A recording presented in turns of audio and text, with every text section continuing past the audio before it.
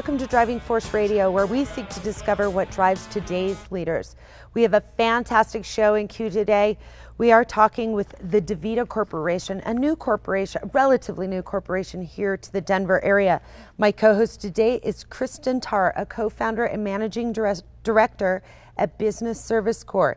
It's an organization that looks at community engagement and corporate social responsibility with corporations and nonprofits. Welcome to the show, Cristin. Thank you so much for having me this morning. You know, Cristin, in our last issue of ICOSA, we did a fairly in-depth story about DaVita, and we talked a lot about this unique effort that DaVita has as a corporation, and especially as a Fortune 500 corporation. Can you talk a little bit about that? Yeah, I saw Kent Theory speak at an engagement talking about his culture, and I was just amazed because he used culture as the means of getting profits. And I think a lot of CEOs of companies don't recognize the importance of their people creating the value of the company. And he talked a lot about what sparked it and what was the reasons that culture is integrated throughout the whole organization. So I'm really excited to talk to DaVita a little further. Absolutely. Our first guest is Jennifer Colosimo, the Vice President at DaVita on the Wisdom team with a focus on university operations, technology strategy, and culture. This summer, Jennifer has been focused on the move into the New World headquarters here in the Denver area and setting up ongoing operations. Prior to joining DaVita, she was with the Franklin Covey organization for 15 years. Welcome to the show, Jennifer. Thank you for having me. You know, Jennifer, a lot of people here in the Denver area have heard about DaVita, but don't really know what it is. Can you tell us a little bit about the DaVita organization and what the name means? We are very intentional at DaVita at saying that we are a community first and a company second. And we want all of our teammates to realize what we do. Our name was voted on democratically by many of our teammates. The name DaVita roughly translates to giving life. We want everyone, whether you're at a neighborhood, a corporate business office, we call them neighborhoods, or at one of our dialysis facilities directly serving the patient, to recognize what we do is extend and give life. And you do that through kidney dialysis, right? We do. We provide kidney dialysis care as well as home dialysis, peritoneal dialysis, different modalities of dialysis. And is it only here in the Denver area, or is it national, global? How does that work? We are across the United States and international. We have 19 dialysis centers outside of the country, and the others are within our United States. We also provide care through something called Bridge of Life. That's our nonprofit arm where we help start dialysis in countries that may not have been able to start it without us. That's fabulous. One of the things that I just love is Chief Wisdom Officer and the Wisdom team. That is just such a unique department within a company. Tell us about that. Well, it's an interesting title to live up to. You hope that one's wise every day, and I hope that many times I seem worthy of that. Wisdom is unique in my experience in the organizational development, culture, learning and development field because our vision is to be the torchbearers of culture. We call our culture the DaVita way, and that means that we care for each other with the same intensity that we care for our patients. So we're focused on culture as it comes out through learning and development, through internal communications, we call those village communications, even the ways things look and feel, things on the wall, how it feels to walk into a dialysis center. And then, of course, we have learning and development. We consider our big meetings part of that. Yeah, and the big meetings are so interesting. Talk a little bit about how the culture is built through those large strategic meetings that you guys hold. Well, and it carries out through our day-to-day. We think culture is built through a variety of things. Symbols, the symbols that you use. We do things like call and response and songs, things that you might think of with your college or your religion. Things that keep you bound and help you remember what the culture is, and we do a lot of that at our meetings in addition to typical business. Wow. And a few weeks ago you had a big run at Coors Field. Can you tell us about that? DaVita Kidney Rock combines two things. in the Denver community, really across the country, but we would like Denver to be the most kidney-aware community, since we're based here, of how to test for kidney disease, how to prevent, what the main causes are. And we provided free kidney screenings to any of the runners. Hundreds took advantage of that. Some didn't. It did require a blood test, and there were a few squeamish. Yeah. And one of our core values is fun. And so DaVita Kidney Rock is a great way to combine kidney awareness and fun. I love that. And you talked about you want Denver to be this kidney-aware location. And I know you're relatively new as an organization to this area, to Denver, to the region. And I have to ask, how did you guys pick Denver? Because you weren't, I mean, it's been relatively new, and you brought a ton of jobs and a ton of economic development to the area. Why Denver? One of the things that Kent Thiry, our mayor, our CEO, and we call our mayor, one of the things he says is he thought about as well as all the others that were involved, it's a very democratic process, about how our children and grandchildren would be impacted. So we looked at quality of life, accessibility of public transportation, ability to contribute to the community.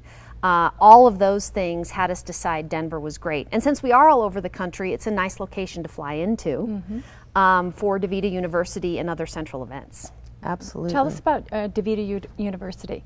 I know it's a pretty unique concept to have a university within a corporation. Is pretty different. Can you tell us a little bit about that? We're very proud of DaVita University. We have two schools, the School of Clinical Education, and as you might expect, that's focused on clinical education. We have patient care technicians every day taking care of patients, putting them on and off dialysis machines. That's a big piece for nurses and our technicians.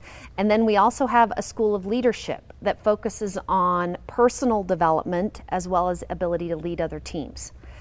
In the School of Leadership, one of the things we're most proud of is we offer an academy to anyone, any new teammate in the organization, or existing if they've been here more than 5 years and haven't attended.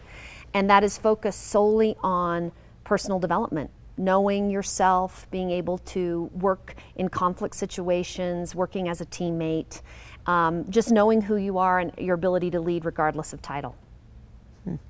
Really interesting. And I know Kent often speaks out at these big conventions and saying all for one, one for all, incorporating the team experience, but he also wants to really inspire leadership. And tell us a little bit about the leadership opportunities within DaVita. Well, as I said, from our standpoint, you don't need a title to be a leader. You need to have leadership capability. You need to understand who you are and how to interact with others. And we focus just as much on personal growth as well as your ability to then, what typical organizations think of as leadership. Yeah. You know, I think that's refreshing what you just said. You don't need the title. You don't need the C or the V in front of your name to be a leader in the DaVita organization. I think that's a really refreshing concept because I think so many people get stuck in the traditional paradigms of leadership. And so that's a really refreshing thing. And then the School of Leadership in DaVita University. But talk about how cultivating this leadership and the leadership qualities goes beyond DaVita and how you're extending that into the outside community through the organization. We are very passionate. In fact, when we interview, we always, I hope always, you can never say always when there's more than 45,000 people in your organization, right. But we really interview for alignment with our core values and how our prospective teammates feel about those and how they embody them both in their work lives and in their community. As a community first and company second, of course, we're members of the DaVita community, but we're also members of the community in which we live. And we have a vision circle that goes from our village to having leadership within healthcare to having ripples of citizen leadership in the communities in which we live. And that has included engagement with some of our public school systems, engagement on many boards. We are really encouraged to contribute to the communities we live in. One of the things I love is we're encouraged to have village service days for our teams, and very strongly encouraged to serve within our communities, both here in Denver and across the country. Wow. That is so refreshing to hear a corporation, a CEO behind their people. I just love that. I was recently at a conference, and one of the questions that came up was talking about culture. We don't like our culture at our company. How can we change it? And I brought up, happened to be a panelist, so I brought up DaVita and what they've done to really change the culture as they acquire new companies that have completely different culture. But the foundation of how DaVita started is with their people, including the name. Can you tell us a little bit about that? Yes, and it's interesting. I wasn't here. I'm a relatively new member, teammate to the DaVita Village, and I've heard the stories. And so it's sort of like passed on generationally of Kent and our former COO, Joe Mello, and who was called the Chief Wisdom Officer. We now call him Yoda. His name's Doug Velchek, but we call him Yoda because he's wise. They were very intentional about a democratic process. We voted on the name. By Kent's own assessment, it wasn't his favorite name when it won. If you've ever been involved in those voting processes that you vote and then the executive comes in and says, no, you didn't really pick the one I wanted, so no. Right.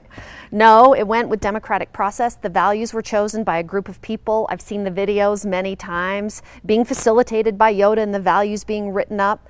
And to be frank, according to the stories, it wasn't generally accepted by everyone.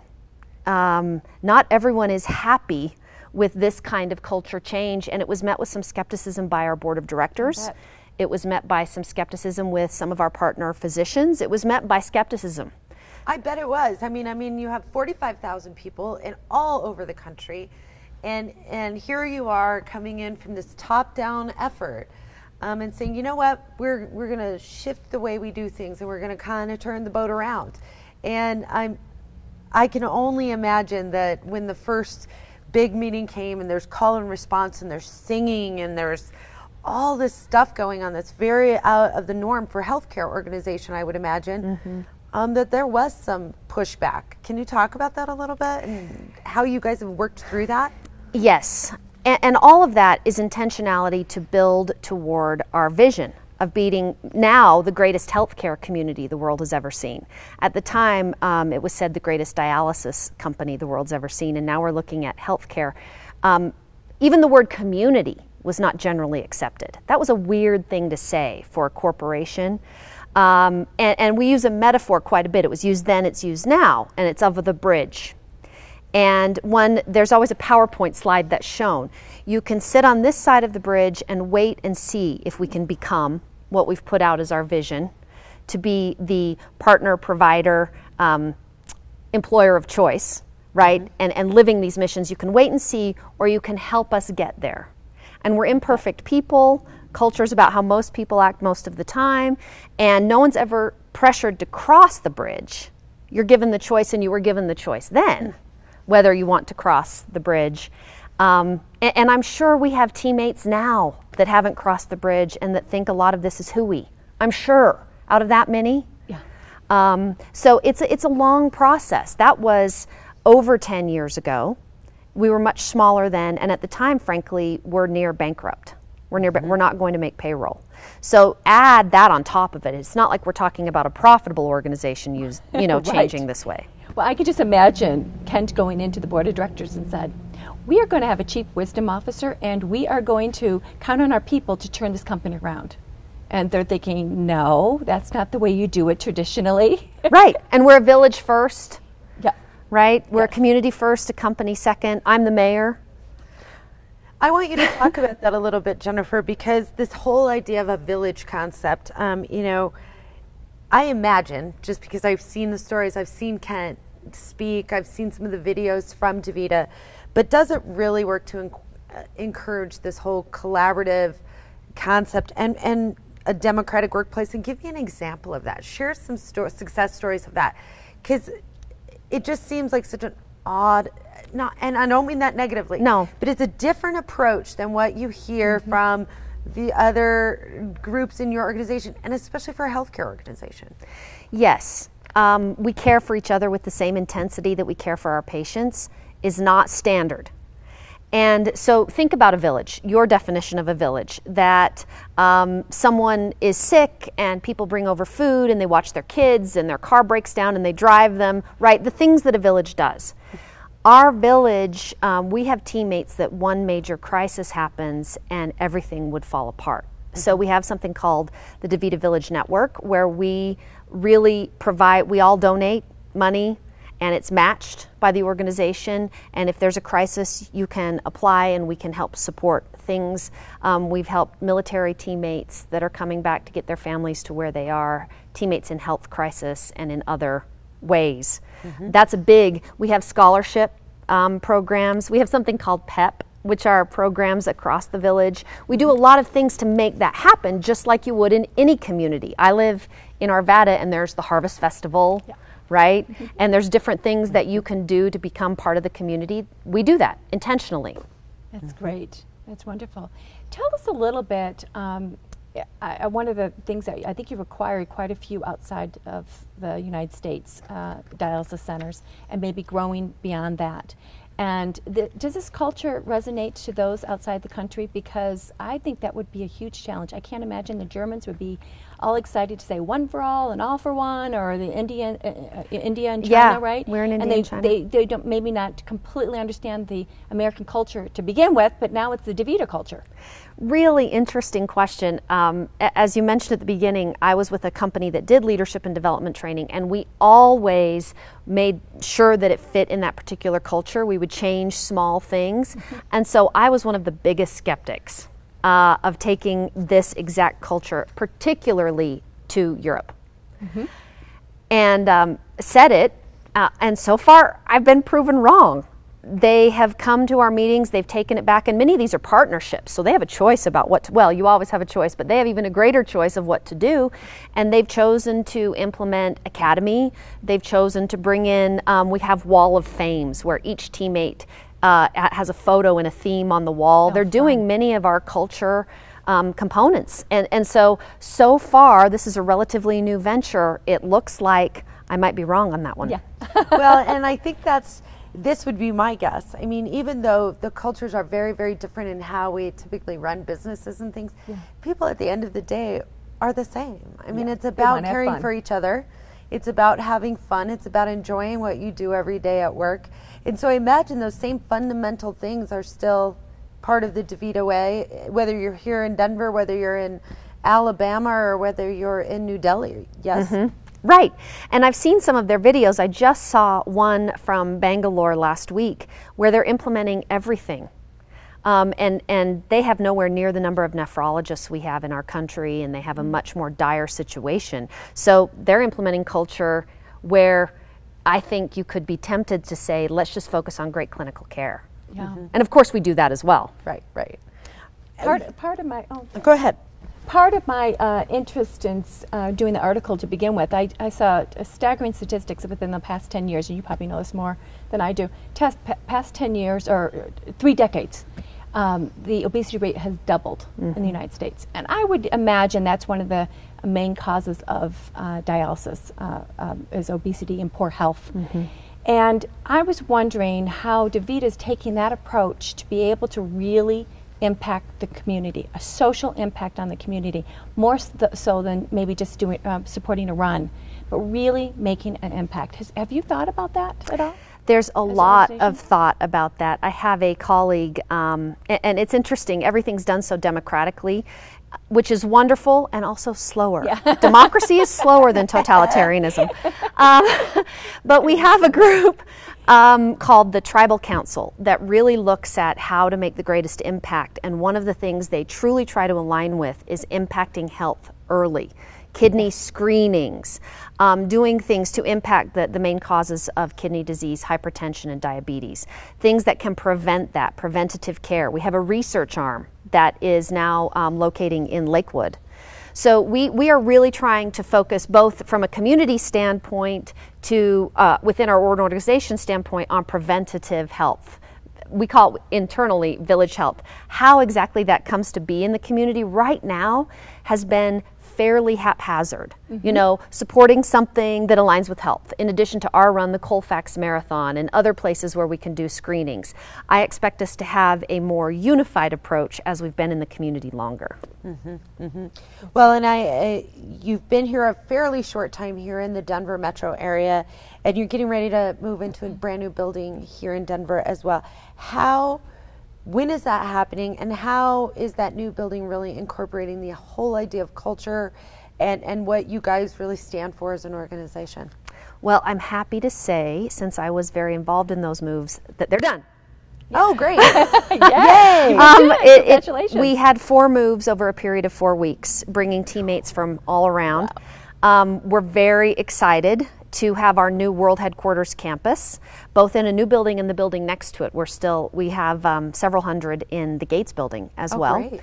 Our newer building very much incorporates the story of our company. Hopefully you'll be able to come and see, but the first floor shows who we are and what we do. In fact, the first panel has a dialysis chair, and it's like you're looking into a facility. Then it shows where we're located, our growth, and has a coming soon talking about some of our newer acquisition, our new partnership with, marriage is probably a better word, with healthcare partners. And then as you move up the building, so DaVita University has many of our symbols, our rituals, our sayings painted everywhere. We have little buttons that you can hear the callbacks as you walk down the hall. Beautiful. This is our culture. There's a bridge, who we are. Then as you move up to some of the 13th floor, where we have many of our senior, as well as one of our main region's offices, it's our Hall of Recognition. So, or validation might be a better word. Patient letters, awards we've won that recognize us. We're very proud of World Blue, most democratic workplace, as well as many, many others. You see another bridge. And then the 14th floor, we're very, very proud of. Those are usually executive offices. And this is for the teammates. Open air, big terrace, effectively a cafe. Is on the 14th floor for all of our teammates. Please come over and have lunch with me. All of our teammates have that for them on the 14th floor. So very much symbolic of the village as you go from bottom to top. Of the organization. Well, Jennifer, we're almost out of time, but you had talked about the Village Network and things like that, and I want to share a story because you touched on it. But I want listeners to know the true realities of what happens in these networks.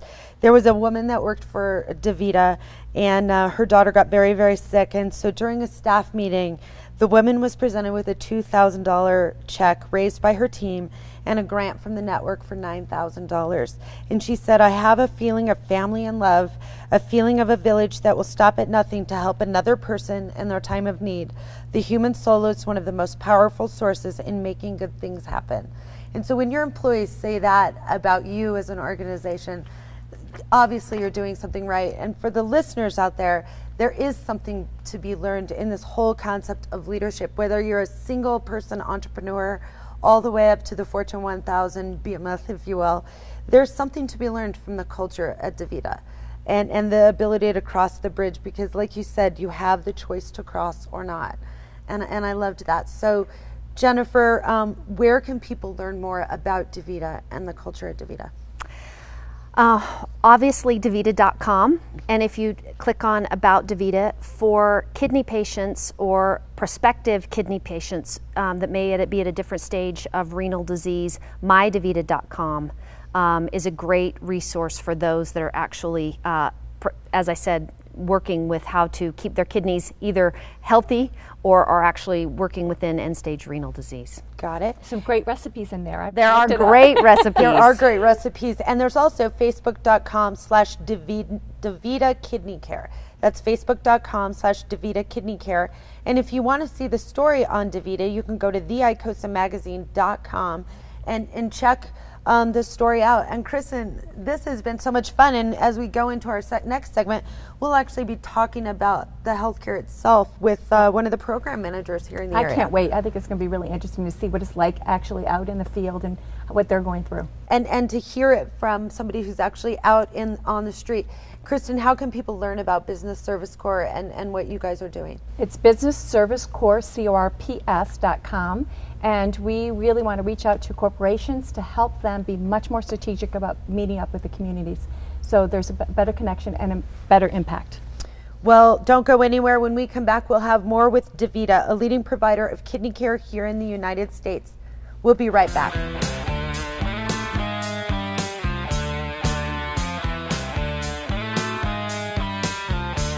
Welcome back to Driving Force Radio, where we seek to discover what drives today's leaders. We have a fantastic company on the radio with us today, and that's the DaVita Corporation. It's a Fortune 500 company that is a leading provider of kidney care here in the U.S. and abroad. And they deliver dialysis care and services to patients with chronic kidney failure and end-stage renal disease. The thing about that is, though, is that they are a world-class organization when talking about organizational culture, organizational performance, and really truly being on the front edge, the leading edge of leadership in this area. My co-host for the show today is Cristin Tarr, the co-founder and managing director at Business Service Corps, a Denver-based company. Welcome back to the show, Cristin. Thanks so much. Yes, DaVita is a very unique organization, and we recently wrote an article in last ICOSA magazine about DaVita, and just found it very intriguing of what they do with their people in order to really move the profits. Absolutely. And our guest in this show is Sandi Covington, the program manager of the metro area home programs here in Denver for DaVita. She started her career in dialysis over 18 years ago as an acute care RN, and prior to her role at DaVita, she ran several of DaVita's chronic care dialysis facilities. Welcome to the show, Sandi. Thank you for having me. Wow, how interesting. Tell us a little bit about what you do specifically. You go into the homes to help out? What we do is we actually train the patients and their care partners to do their own dialysis in their home. So they will come to us, receive their training, and then go to their home. Oh, how nice. So we're on they call. Don't have to go to the centers at all the time. No, it really is a big impact. I'm giving them some family time back. They in-center dialysis. They come to the center 3 times a week for about 3 to 4 hours. So, overall, it's about a 20-hour week, almost a part-time job. If you're able to manage your care at home, then the peritoneal dialysis while you're sleeping really doesn't impact life. It's fabulous. Wow. Just wonderful. Home hemodialysis.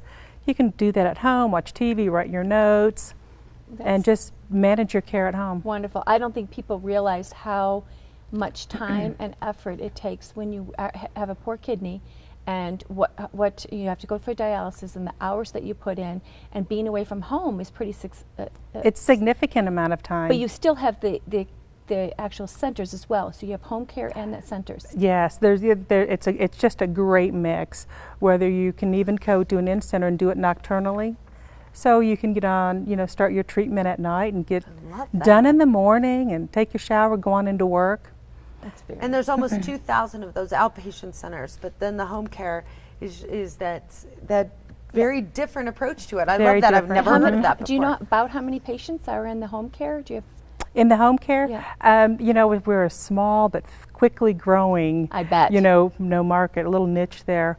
Locally, we have a couple hundred. Nationally, it's several thousand. Wow. So, and it's probably growing substantially, knowing how much time it takes away from the home life. Like I said, it really is like a part-time job if you're going in center. Yeah, Jennifer was just on earlier, and she works in the main headquarters, the world headquarters office here in Denver. And how do you help the people at the headquarters level that are not working with the patients every day? How do you get them involved? My relationship with Jennifer it's very fascinating. She came from Franklin Covey, and probably the second or third day on the job, she came to visit. And so what we offer is what we call Reality 101. So the executive members of DaVita actually come and get some real field experience meeting with the frontline teammates, kind of gives them a broader perspective, and then I believe really helps them understand and manage their responsibilities. That's great. They get a hands-on experience of what Absolutely. you go as well as what the patients go through to build that culture of caring and understanding. Absolutely. It really is to have those touch points. I think it's very impactful. And when they're making their decisions, they can go back to the experience that they had. Well, and one thing I want to ask you, Sandi, is oftentimes you hear in these very large companies as DaVita is that you hear of these things called Reality 101, or you hear about senior leaders coming in and trying to watch what you do and take it up the chain. Do you feel like in these Reality 101 efforts that they hear you, that they get it, that they get what you do on the front line, whether you're in the home care, whether you're in the dialysis centers, no matter what you're doing, that they're understanding and listening? Absolutely, absolutely. For the folks that have the opportunity to do their Reality 101 in an in-center dialysis center, our teammates, caregivers, get to their center at about 3 or 4 o'clock in the morning. The vice presidents that are doing their Reality 101 are there at the very start of the day, so they are there at 3 or 4 o'clock in the morning. And so they have an opportunity to have some real honest one-on-one time, and they really do listen. I believe our voice is being heard. That's good to hear. Well, I want to shift gears now, and I know the culture will come through a lot of the conversation we're having, but as Jennifer said earlier, there is so much that you guys do to try to have this preventative area in the whole kidney conversation. And so you Sandi, obviously understand this part of the business very, very well. So what do people need to know about kidney disease? How rampant is it? I mean, what should we be looking for? Kidney disease, it's just taking on, I believe, it's just kind of growing. Actually, there's like 34% of the population have, some type of chronic kidney disease.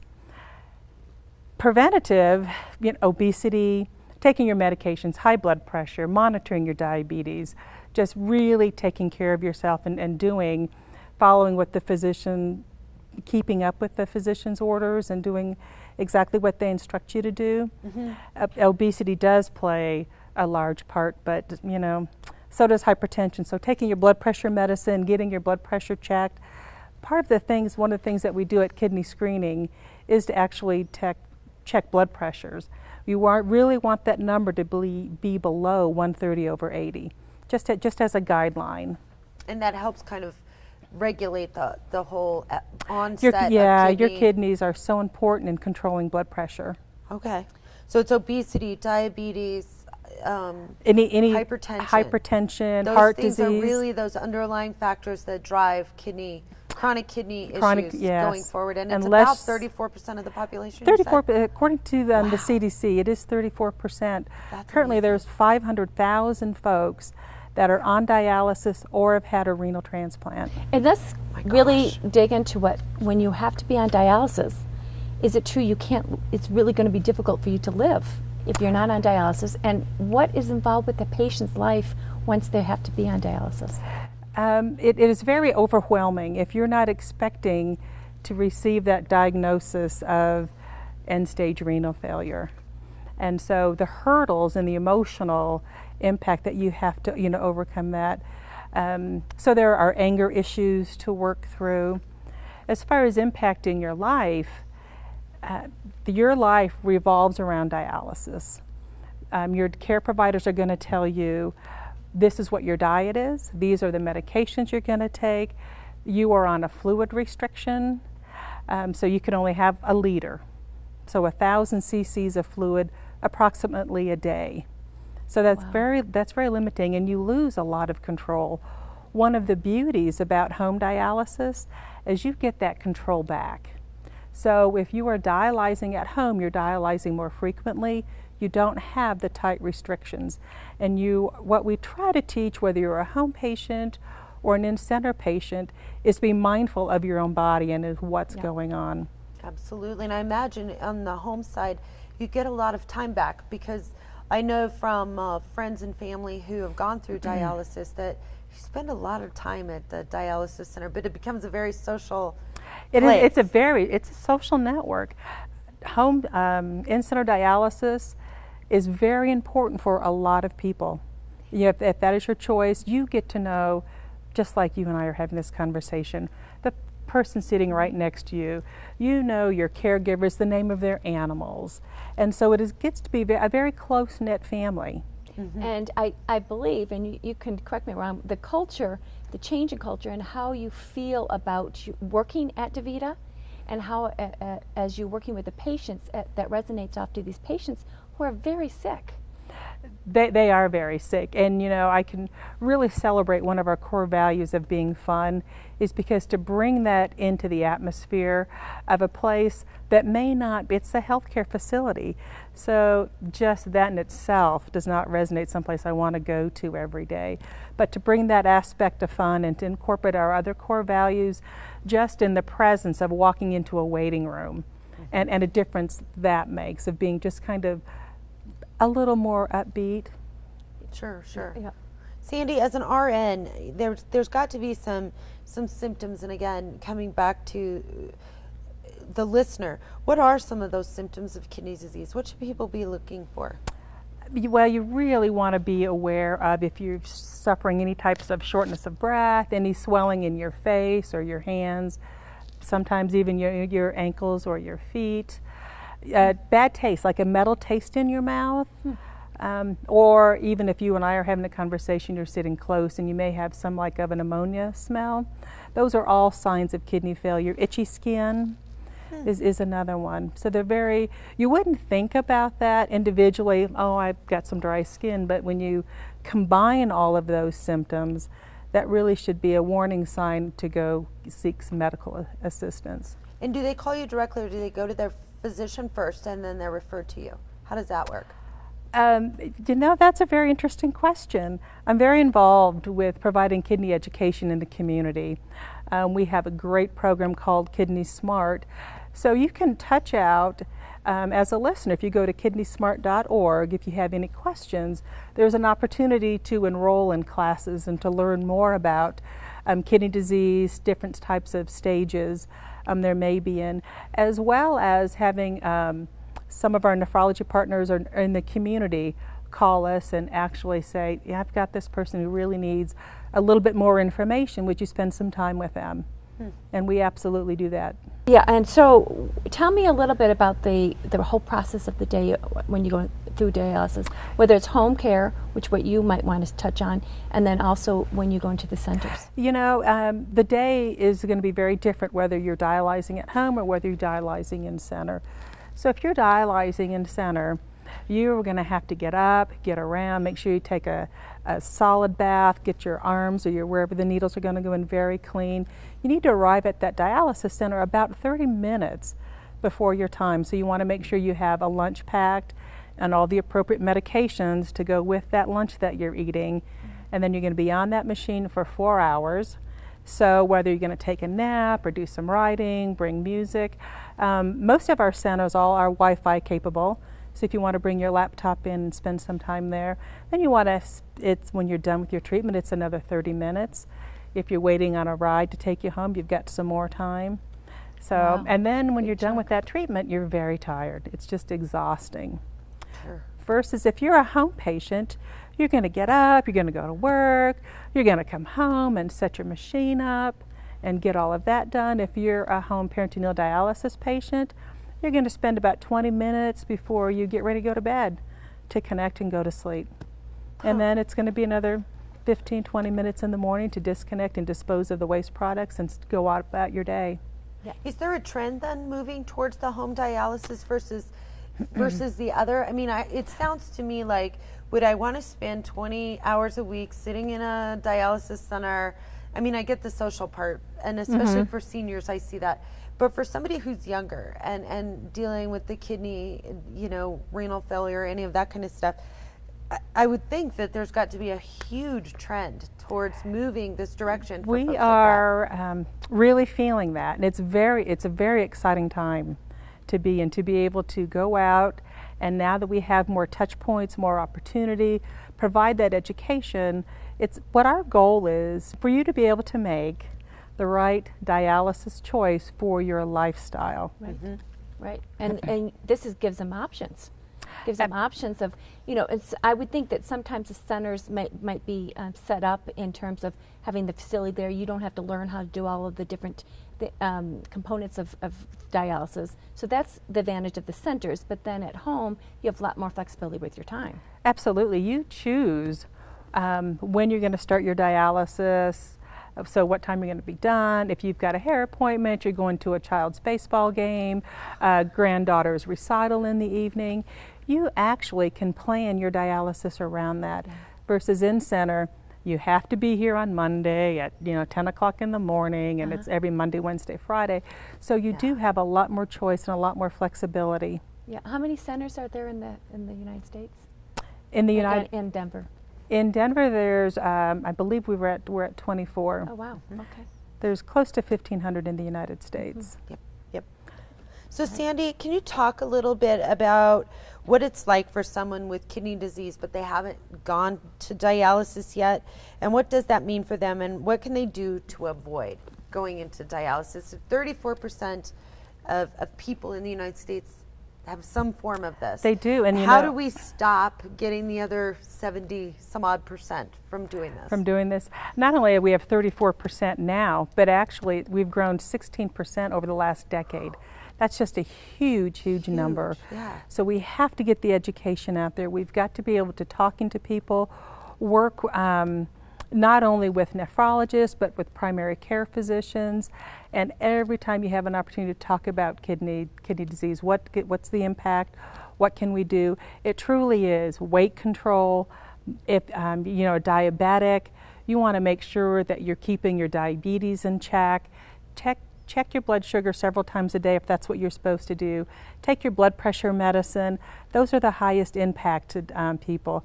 Those that are genetic, it's genetic, and you know at an early age to be with your nephrologist. Yeah, and so I would imagine you have 45,000 employees across the world, and if their knowledge go into the communities where they operate, and they really give their expertise on how to prevent or if you have kidney delay it. Prevent or delay dialysis. And I know they're doing some things like that, educational things in the centers. Can you specifically talk about something you've been involved with or you've heard? As far as being preventative in the dialysis centers, if you're or outside the communities. Outside of the community, absolutely. 9 Healthcare, we have a booth there. And so that's just wonderful to be able to have that experience. We recently were involved with Denver Public Schools and bringing our academy vision with them. And so there was another touch point, and that's a large population to be able to join the two together and teach about that. Hosting golf tournaments. Very involved with National Kidney Foundation and actually participated in their golf tournament. I have actually organized several golf tournaments in the last couple of years with a great organization, American Legion, and being able to reach out to our veterans and do kidney screenings and the blood sugar test and the blood pressure. So those opportunities. Ronald McDonald House is another great example where we've actually Village Community Services. How can DaVita give back as part of a village? So with the Metro Home program, we've gone to Ronald McDonald House, made a lunch or a dinner, and that's not really the most opportune time to talk to somebody, but people are so curious. What are you doing? What does that mean? And so just those opportunities that I can to talk about dialysis, preventative care, to really utilize that. And Sandi, what I think is so interesting about what you're talking about too is you've talked about everything from kidneysmart.org, where it's really about training and learning and all of those things, all the way to these athletic events where people can really find anything from training to athletics to engage in. It isn't just one thing and this is prescriptive and here's how we're going to do it, but that you really let the partners and the people in the village sort of find their own way to give back in the way that they need to as it is appropriate for the DaVita side. And I guess my question is really around, how do you guys pick? How do you guys figure out what's right and what's not right for the DaVita vision and the DaVita core values? That's an interesting question. As Jennifer had mentioned earlier, as you're looking about the circle, the vision, our visionary circle, And we're just still working on how, as a corporation, are we going to impact and what is the best partnership to have. So what it is collaborative. Yep. And if you're talking on a local level, getting together, what organization are you interested in? What do you want to sponsor? Or where's your touch point? We're with Rocky Mountain Children's Hospital. We actually did the Bears, Build-A-Bear. Yeah. And so, we touched there. We have met with the nephrologist and, was able to touch on that point and meet some of the families. Yeah. And do you feel every day the values and culture of DaVita that you've incorporated? How long have you worked there, and how has that changed you as a person? I have grown up with DaVita, so to speak. So as I was with an independent group, and then the mergers and acquisitions, I was actually at the Phoenix meeting where we chose the name that was not by largely popular, but it was very much multi-voting, and we chose the core values the same way, and it was very, very exciting. Was I on board at the very beginning? I was one of those that can honestly say, yes, I was on board. Experiencing what the company was like beforehand and on the verge of bankruptcy, and things didn't feel right, to go to this large national meeting. Well, there was about 1,000 of us there, and you kind of help make those decisions, and still today be a part of that, and actually see the core values in almost every aspect, and any place that I happen to wander into, and to see those really truly being living. Wow, it just gives me chills, and it brings tears to my eyes, because the fact it can work, and you're one that can show us that it actually resonates into your patients, it resonates into your daily life, and I imagine it resonates in your personal life as well. The core values line up very much for me personally as what I value, and I think as a company, those are the types of folks, when you're going through the interview process, do you get it right 100% of the time? No, but you get it right probably 95% of the time. Absolutely, and there's a lot of people that have the same values, and that's what I believe really makes a strong company from the ground up. Absolutely. Talk a little bit about those core values, because we've heard Jennifer Colosimo talk about it, and you've mentioned it now 4 or 5 times, that these core values really drive what you do. Talk about maybe your top 3 or 4 core values that drive you every day to work in your communities, to create these innovative programs, to go out there and train, engage in the community, and make sure that people are healthy out there. Well, one of our core values is fulfillment. And I personally feel fulfilled by going out and providing, I'm darn near passionate about this, providing education, because there is a lot of folks that are impacted and walking around and don't know that they are potentially have renal disease, some type of chronic kidney disease. So I'm very passionate about that, and that is what I find personally fulfilling. Continuous improvement is another one of our core values, and every day I look around and say, what can we do better? What processes need to get put in place? How can things be smoother? And so that is used every day. As far as integrity is another one of our core values, and I think as a company we just really stand for integrity. We say we're going to do something and we do it.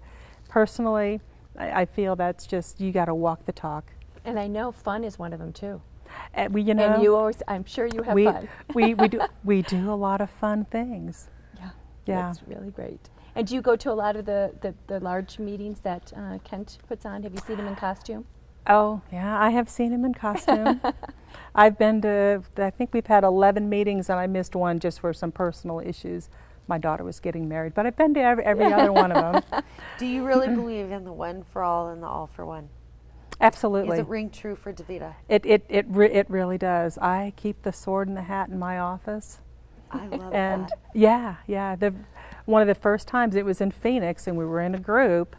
You've got the 3 Musketeers and the whole leading up to that segment, and when you hear the all for one, and you're saying one for all, it just really does resonate. It does. I just think that's amazing, with 45,000 people all over the world. One for all and all for one resonates. Sandi Covington, Program Manager of the Metro Area Home Programs. thank you so much for being here and representing DaVita today. You've shared so much. And Cristin, as always, thank you for being with us. And again, I want to come back. Integrity, continuous improvement, fulfillment and passion, and fun are what drive these people here in our community every single day. And I think that's a leadership lesson for everyone, whether you're a small entrepreneur all the way to running huge businesses. There's something to be learned here. It could be transforming. It could be transforming. Sandy, It thank is transforming. Thank you for having me. Thank you. It is transforming, you said. It is transforming. I love that. And Cristin, thank you so much for being with us. And thanks for bringing this story to ICOSA. Yeah, I really enjoyed it. I enjoyed the interview with Kent, and I enjoyed your interview as well. Thank you. Well, Cristin, what's next for Business Service Corps? How can people learn more about your organization? Please go to our website, www.businessservicecorps.com, and we're actually having an upcoming workshop in October. It's called CSR, Corporate Social Responsibility, Navigating for Your Company. And I'd love, we have quite a few already in attendance, but we could always use a few more. So businessservicecorps.com. Sandy, where can people learn more about DaVita? MyDaVita.com. Be a great place. KidneySmart.org to learn about many of the trainings, yes? Training sessions, that's correct. Awesome. Sandy, Cristin, thank you. Thanks, Jan. And to learn more about ICOSA Magazine, go to theicosamagazine.com. Thanks, and have a great weekend.